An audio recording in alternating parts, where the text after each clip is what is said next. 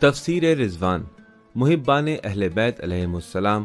پیروکاران انبیاء علیہم السلام، سورہ نساء آیت نمبر 69۔ وَمَن يُطِعِ اللَّهَ وَالرَّسُولَ فَأُولَئِكَ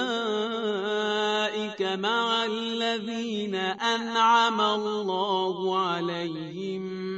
مِّنَ النَّبِيِّينَ وَالصِّدِّيقِينَ وَالشُّهَدَاءِ وَالصَّالِحِينَ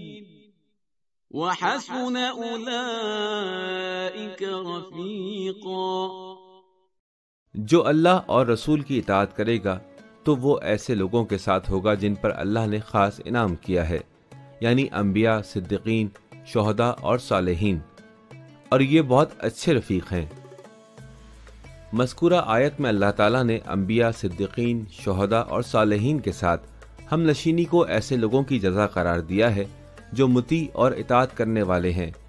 وہ اطاعت جس کی جڑیں عاجزی اور شوق کے ساتھ نبی کے تمام احکام کی تعمیل میں ہیں۔ معلوم ہونا چاہیے کہ پیغمبر اسلام کی اطاعت کرنے کے لیے مختلف پہلوؤں کو مد نظر رکھا جا سکتا ہے، مثال کے طور پر شرعی احکام اور اللہ تعالیٰ کے حلال و حرام میں اطاعت کرنا اس کا ایک نمونہ ہے، لیکن جو چیز اس پہلو سے زیادہ اہم ہو سکتی ہے وہ سیاسی اسلام کے میدان میں رسول کی اطاعت کرتے ہوئے الہی رہنماؤں کا تعین کرنا ہے، ایک ایسا موضوع جس کی وضاحت اور تبلیغ کے لیے پیغمبر مکرم اسلام صلی اللہ علیہ وآلہ وسلم ہر موقع سے فائدہ اٹھاتے رہے، اور آن حضرت کے بعد سارے معصوم اماموں نے بھی اسی راستے پر چلتے ہوئے لوگوں کو سچی الہی خلافت کی طرف رہنمائی کی۔ مثال کے طور پر امام رضا علیہ السلام مذکورہ بالا آیت کی تفسیر میں فرماتے ہیں، یہ خدا پر منحصر ہے کہ وہ ہمارے محبین اور شیعوں کو انبیاء، صدیقین، شہداء اور صالحین کا ہم نشین قرار دے، اور بے شک کہ وہ آپس میں اچھے رفیق ہیں۔ اس کا مطلب یہ ہے کہ پیغمبر اسلام کی اطاعت کا سب سے اہم پہلو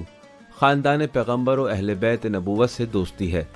پس جو شخص کسی بھی زمانے میں ائمہ معصومین سے محبت و عقیدت کا اظہار کرے اور ائمہ معصومین کی اطاعت کرے تو در حقیقت اس نے اللہ اور اس کے رسول کی اطاعت میں اپنا فرض ادا کیا ہے۔